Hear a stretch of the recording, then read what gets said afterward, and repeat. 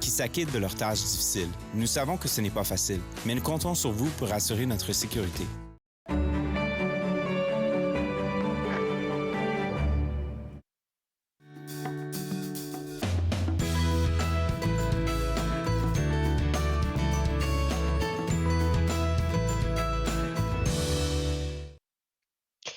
Bonjour et bienvenue à Entre nous, exclusivement sur les ondes de TV Rogers. Je suis Claude Andrea Bounier. Je me ferai un réel plaisir de passer la prochaine demi-heure avec vous.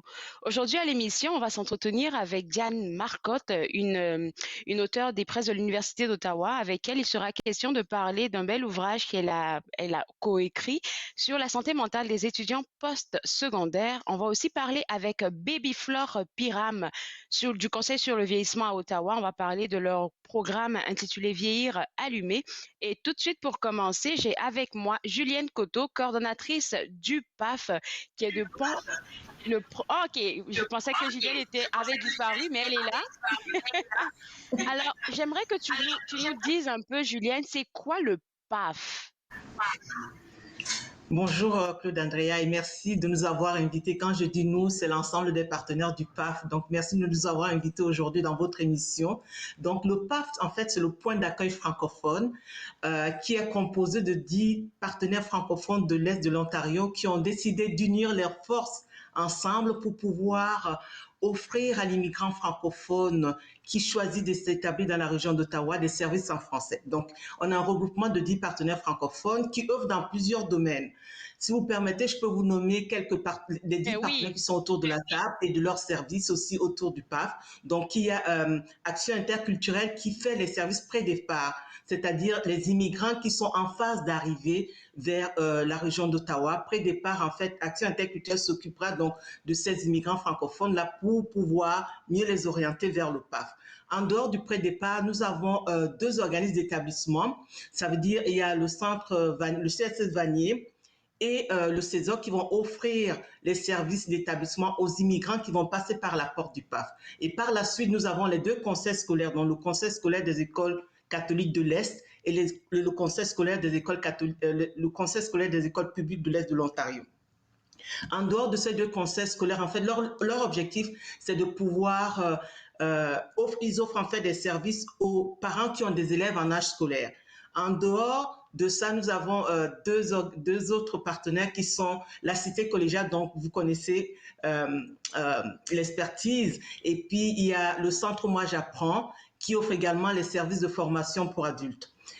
En dehors de ces 2 partenaires, nous avons la Société économique de l'Ontario qui est sur la table du PAF pour le volet employabilité. Par la suite, nous avons le Conseil de la coopération de l'Ontario qui va accompagner les immigrants francophones qui veulent monter, qui ont plutôt le volet entrepreneuriat et l'entrepreneuriat social.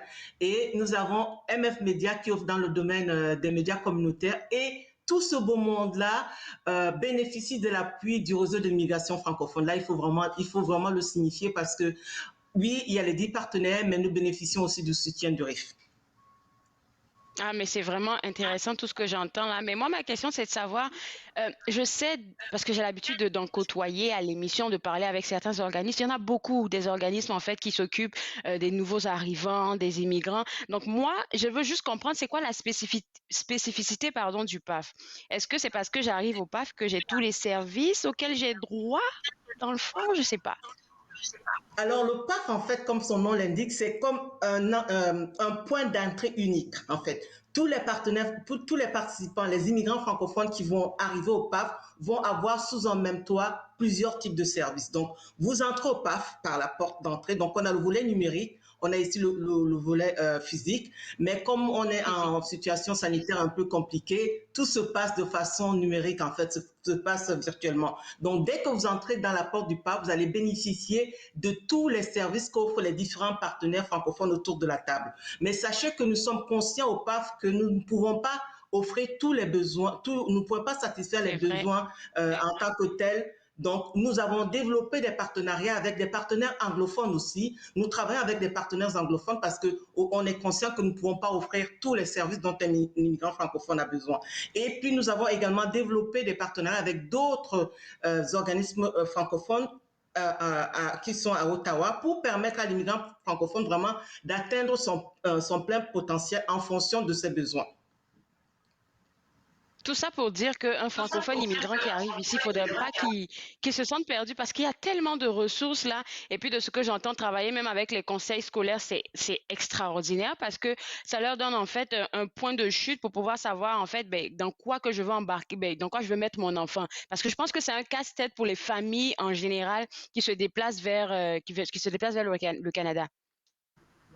Effectivement, au sein du PAF et autour du PAF, tous ces partenaires-là sont là avec leur expertise. Et en fonction du besoin du client, nous allons pouvoir l'orienter vers le partenaire au sein du PAF ou encore vers des partenaires anglophones ou d'autres partenaires pour que cet immigrant puisse avoir... En fait, l'objectif, c'est de suivre le cheminement de l'immigrant francophone qui rentre dans le PAF jusqu'à l'obtention d'un emploi, peut-être même jusqu'à l'obtention d'un logement. Pour ceux qui ont des enfants, qu'ils puissent trouver également des services scolaires adaptés aux besoins de leurs enfants.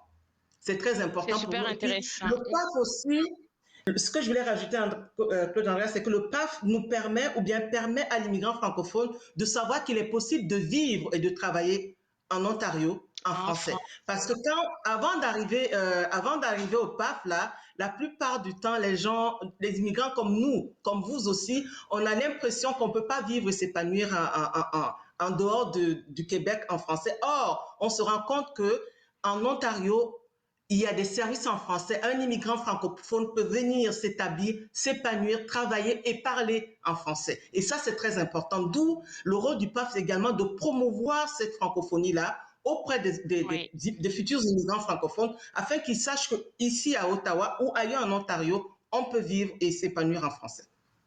J'aime beaucoup la vision du PAF. Là, c'est un peu comme un autre support que la francophonie ontarienne vient d'avoir, un autre atout, parce que c'est très important de dire aux gens, parce que souvent on me pose la question, ben, tu vis à Ottawa, donc tu parles bien l'anglais. Oui, je peux parler l'anglais, mais moi, j'ai décidé de vivre ici en français et de travailler en français. Donc, juste rappeler aux gens qui sont à l'extérieur ou qui projettent de venir au Canada que c'est possible de vivre en français et de travailler en français en Ontario. Le lancement officiel du PAF a été fait le 26 mars. Apparemment, ça a été un gros succès. Et j'aimerais savoir, c'est quoi les prochaines étapes du PAF? Comment vous travaillez à l'intérieur avec vos 10 partenaires? Alors, comme tu l'as souligné, le PAF en fait a officialisé son existence donc le 26 du mois de mars dernier avec les dignitaires et puis notre bailleur de fonds qui était présent, IRCC. Franchement, au nom des 10 partenaires du PAF, nous tenons vraiment à remercier notre bailleur de fonds pour tout ce qu'il fait pour la francophonie ici en Ontario. Et pour répondre à ta question, le PAF est là pour servir l'immigrant francophone en français. On travaille en collaboration avec des partenaires francophones à travers les ateliers. Comme vous le savez, le PAF offre des ateliers en fonction de différentes thématiques et en fonction de l'expertise de chaque partenaire qui est autour de la table. Donc, les partenaires qui sont autour de la table vont offrir des ateliers, que ce soit par rapport au système scolaire, en fonction de leur expertise, que ce soit par rapport au système scolaire en Ontario, que ce soit dans le domaine des médias communautaires. Il y a plusieurs ateliers qui sont offerts aux immigrants francophones à travers les partenaires du PAF. Mais également, je suis là aussi, nous sommes là aussi pour développer d'autres relations avec d'autres partenaires afin que nous puissions compléter la panoplie d'ateliers que nous pouvons offrir aux immigrants francophones. D'autre part, au sein du PAF, on a, pour mieux coordonner le travail de ces 10 partenaires, nous avons deux comités. Il y a le comité opérationnel du PAF qui siège là au niveau des opérations et qui entoure ce PAF-là pour que nous puissions atteindre nos objectifs qui nous sont fixés par notre bailleur de fonds. Mais il y a aussi le comité de direction qui est là pour en fait aiguiller, orienter. Et franchement, le comité est là pour être sûr que le PAF va respecter le cheminement et puis les obligations qu'on s'est données en tant qu'organisme francophone en Ontario. Félicitations pour la naissance du PAF et je vous souhaite plein succès. J'espère vous recevoir, vous ou quelques de vos partenaires, là, pour parler des différents ateliers. Et puis, je vais te souhaiter une bonne journée. Merci beaucoup, Julienne. Et puis, on va inviter les gens à visiter le site web. Merci beaucoup. Je vous invite à visiter notre site web. Et puis, on a un atelier prochainement le 15 du mois d'avril. Donc, n'hésitez pas d'aller visiter nos ateliers. N'hésitez pas de nous appeler aussi parce que même en période de confinement, le PAF est actif. Merci beaucoup de nous avoir invités à Super, votre émission ce matin. ça fait Merci. plaisir. Bonne journée. Merci Au beaucoup. Au revoir. revoir. Alors, pour vous autres à la maison, si vous êtes immigrant et que vous avez besoin d'un aiguillage, je vous inviterai à visiter le www.pafottawa.ca. On va maintenant s'entretenir avec Baby Flore Piram du Conseil sur le vieillissement à Ottawa, où il se passe tellement d'activités. Et on va reparler, en fait, Baby Flore, des 8 semaines du programme Vieillir allumé. Et la première question, c'est vraiment de nous aider à comprendre c'est quoi ce programme intitulé Vieillir allumé. Avant tout, bonjour. Donc, le Conseil sur le vieillissement a mis un ensemble de programmes pour les aînés francophones de la région d'Ottawa, notamment le programme Vieillir allumé qui se donne en 8 séances. Donc, chaque séance, chacune les plus intéressantes que d'autres. Ce sont des séances qui aident les personnes à se préparer aux transitions de vie, parmi lesquelles il y a comprendre son vieillissement, par exemple, adopter un mode de vie plus sain, envisager d'autres options pour se déplacer, etc., s'approprier son vieillissement. Donc, pour le moment, on a environ une vingtaine de participants et ces personnes-là sont vraiment intéressées et avec ces activités et je peux dire que ces personnes s'épanouissent vraiment. Et puis là, on parle en tout cas, le programme, il a eu, je pense, 8 étapes ou 8 capsules. On a parlé, entre autres, de comment bien vieillir. Il y a d'autres thématiques qui sont traitées. En ce moment, là, vous êtes rendu à quel niveau de l'avancement dans le programme? Donc, à ce moment, donc, disons jeudi prochain, c'est notre dernière séance qui se porte sur s'approprier son vieillissement. Donc, on a déjà passé cette séance. Donc, jeudi prochain, c'est notre dernière séance. Ça veut dire qu'il y a de l'intérêt, en fait, de la part des personnes aînées de vraiment s'informer, je vais dire, sur comment avoir comment vieillir allumé, comme le programme le dit si bien. Oui. Au fait, je peux dire que les participants s'approprient vraiment de ce programme, donc ils se sentent épanouis, ils posent des questions, ils jasent entre eux, donc ils partagent leurs idées, leurs expériences, leur vécu. Je peux dire que pour le moment, c'est une réussite. Avec Caroline, Caroline Bergeron, la dernière fois qu'on a discuté en rapport avec les activités, avec elle en rapport avec les activités du Conseil sur le vieillissement, elle me parlait du webinaire international du 23 avril. On est rendu le 12 avril aujourd'hui, dans exactement 8 jours, si je me trompe pas, 8, 9 jours là par là, mes calculs sont bons, j'espère. Il y aura ce fameux webinaire international auquel vous participez. Est-ce qu'on pourrait avoir plus d'informations? Oui, donc c'est un webinaire international qui se donne avec des partenaires belges. Donc, pour ce webinaire, avant tout, on avait fait un projet micro-trottoir pour questionner ou du moins pour prendre les avis des personnes ici au Canada, parce que c'est quelque chose qui avait été déjà fait en Belgique, en France, je pense. Donc, c'est quelque chose qu'on veut reproduire ici au Canada. Donc, c'est un webinaire totalement gratuit intitulé Qu'est-ce que vieillir dans nos sociétés qui se donne le 23 avril à partir de 9h et qui va durer 2 heures, je pense. Donc, ça va prendre fin à 11h. Donc, pour le moment, on a plus d'une quarantaine de personnes inscrites qui sont vraiment intéressées par ce webinaire. Donc, par la même occasion, j'invite les autres personnes qui sont intéressées à aller sur le site web du conseil, coa.ottawa.ca, pour s'inscrire parce que c'est totalement gratuit et ils vont pouvoir apprendre d'autres choses d'autres personnes, d'autres sociétés, quoi. C'est ça que je trouve intéressant parce que Caroline me l'avait mentionné, c'est le fait en fait de rencontrer d'autres personnes qui réfléchissent autrement que nous ici au Canada, ce qui vont forcément vous apporter un plus des outils pour pouvoir mieux accompagner les personnes aînées. 40 personnes d'inscrits, je trouve que quand même c'est énorme. Ça veut dire qu'il y a il y a un gros intérêt par rapport à tout ça, en tout cas à la vie des aînés, surtout en période de pandémie. Oui, tout à fait. Surtout si on veut faire Ottawa une ville amie des aînés, donc c'est la meilleure façon d'intégrer les personnes aînées. Donc c'est une bonne occasion pour eux de comprendre mieux le vieillissement, tout ça, de participer à des activités. Surtout, on est en période de pandémie, de faire d'autres rencontres, d'autres contacts, Ouais. d'établir des liens sociaux, même si on est à distance. Ouais, c'est tellement, c'est tellement vrai là. Là, j'établis un contact avec toi en ce moment. Et là, pour terminer notre conversation de ce matin, je pense que tu voulais aussi faire le tour des inventaires de ressources que vous avez pour les aînés, disponibles et gratuites. J'aime bien ce mot-là, la gratuité. Oui, exactement. Donc, puisque le conseil a pour mission, ou bien se donne pour mission d'être le porte-parole des personnes et aînées dans la région, que ce soit personnes aînées anglophones ou francophones. Donc, on a constaté qu'il y avait un manque au niveau des personnes, au niveau ou du moins des ressources francophones qui sont disponibles dans la région pour les aînés francophones. Donc, c'est la raison pour laquelle on a fait ce projet. Donc, on s'est rendu à plus d'une centaine d'organismes francophones qui offrent des services aux aînés francophones.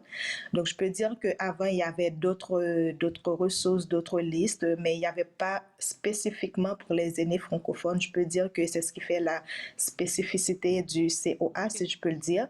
Donc, c'est totalement gratuit et ce sera disponible à partir de l'été sur le site du Conseil sur le vieillissement. Comme ça, les aînés francophones de la région pourront aller visiter le site en cas de besoin parce que c'est une façon, si Super. je peux dire, d'accompagner les aînés francophones pour qu'ils se sentent mieux intégrés dans la région. C'est un très beau projet, félicitations. Et puis, juste rappeler aux gens aussi qu'il y a un déjeuner de printemps qui s'en vient avec vous autres, c'est dans le mois de mai. Donc, il y a toutes les informations sur le site web. Baby Flore, merci beaucoup. Puis moi, je vais inviter les gens à aller sur le site web et Merci. pourquoi pas à s'inscrire pour le webinaire international du 23 avril. Bonne journée. Parfait. Merci. Bye. Alors, pour vous autres à la maison, comme mentionné, il y a un webinaire international du Conseil sur le vieillissement à Ottawa, auquel le Conseil sur le vieillissement, participe. www.coaottawa.ca. C'est le site web à visiter si vous avez envie de participer à ce webinaire international, mais plus encore à participer à toutes leurs activités virtuelles. Je m'entretiens maintenant avec l'auteur Diane Marcotte des presses de l'Université d'Ottawa et ce matin, on parle de la santé mentale des étudiants post-secondaires. Et pour vous dire vrai, Madame Marcotte, j'étais pas consciente que le process de passer du secondaire au collégial, ça pouvait être un trouble pour les jeunes étudiants. Parce que pour moi, je me dis, ils se disent, OK, on commence à grandir, donc on n'a pas de stress. Je savais pas qu'ils avaient un stress. Oui, ben en fait, mais pour la majorité d'entre eux, quand même, ça se passe bien.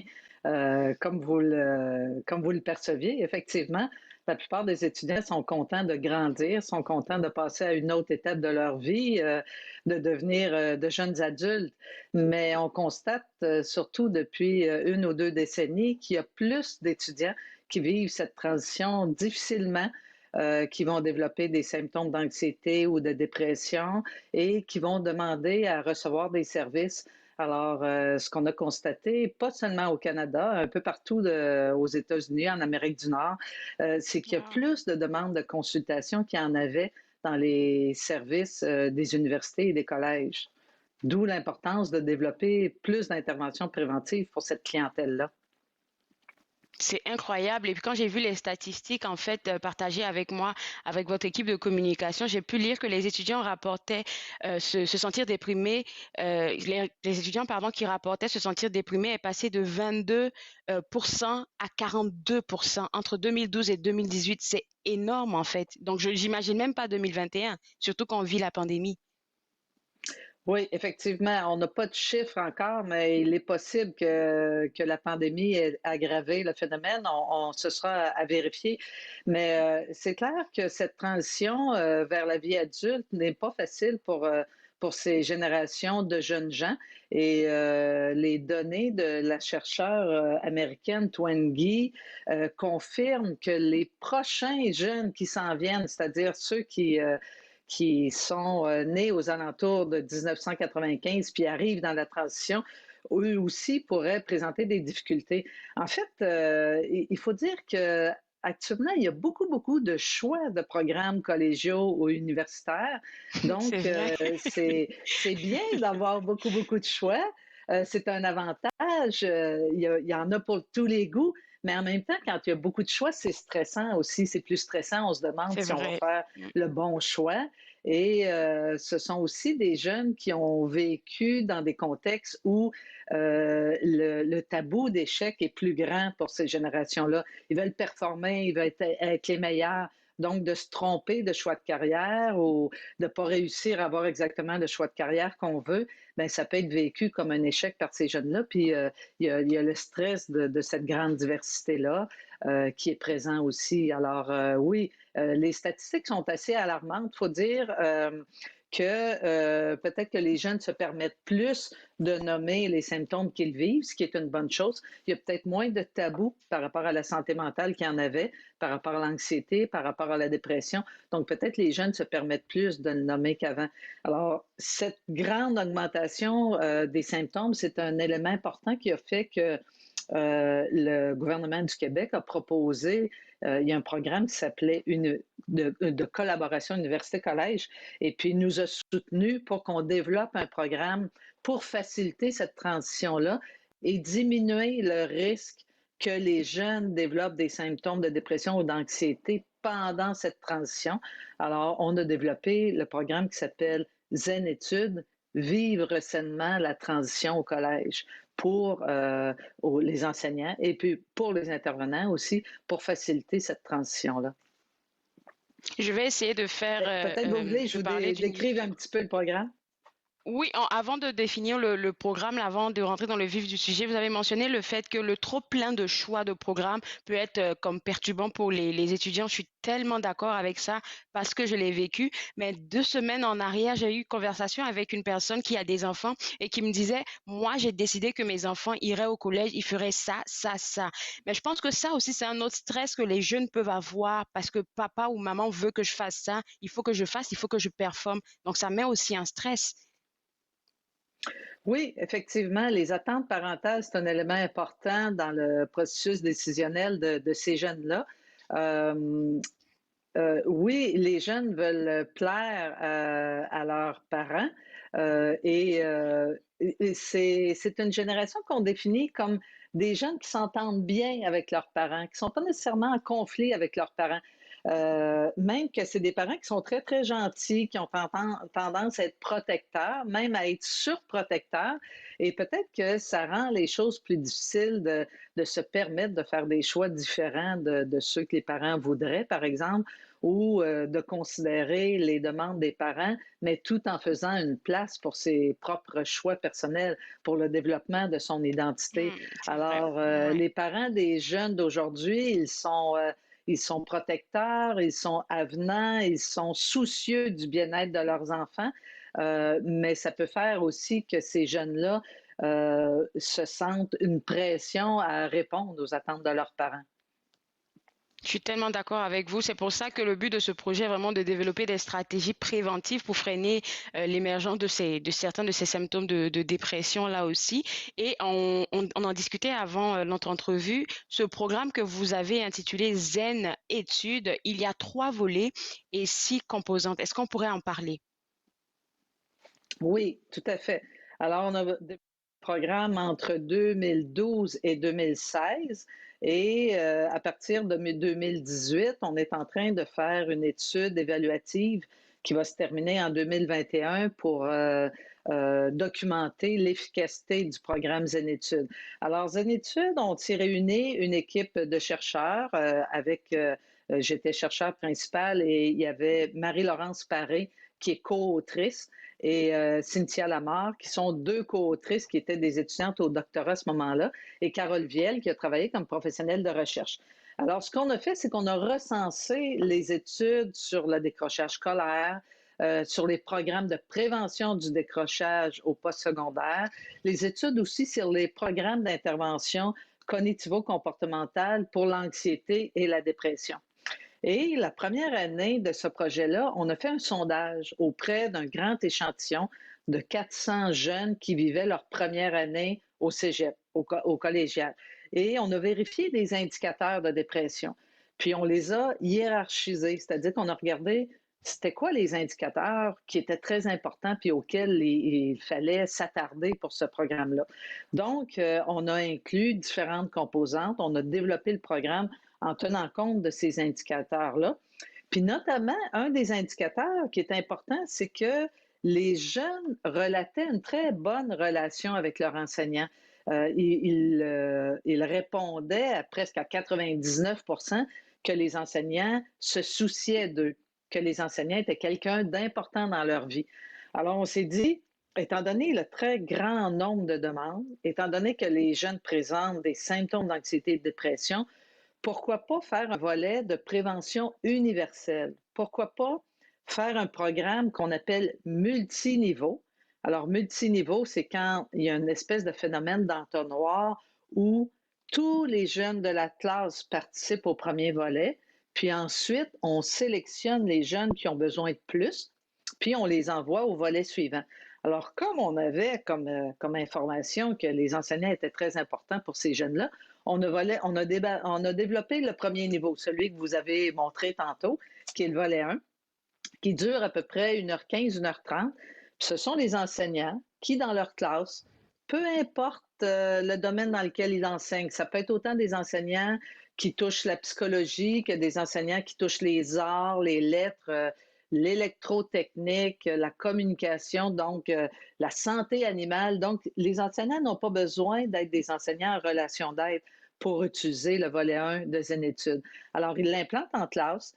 Ce sont 6 activités avec 2 quiz. Un quiz pour mesurer les connaissances avant et après le programme pour que nous, on puisse savoir si le programme est efficace.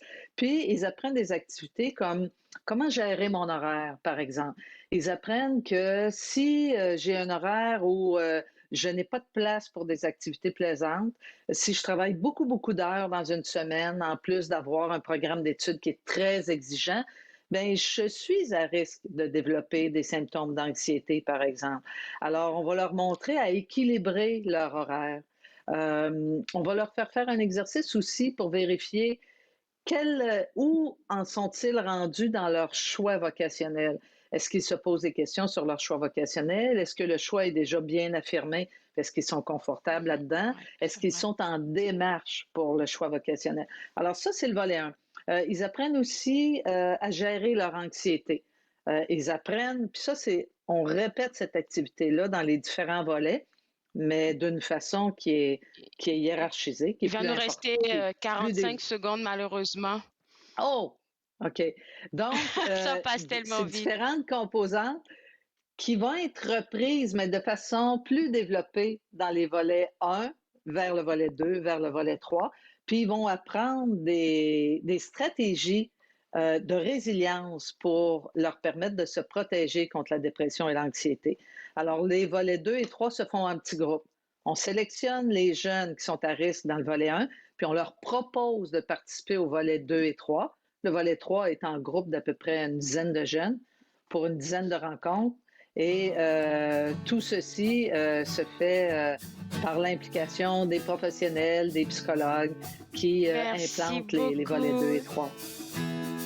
Ça m'a fait plaisir. Merci beaucoup. On espère peut-être vous reparler pour plus grandement de cet ouvrage-là. Et j'aimerais inviter les gens à visiter le www.pressyoutawa.ca. Au revoir, on se voit demain à 11h.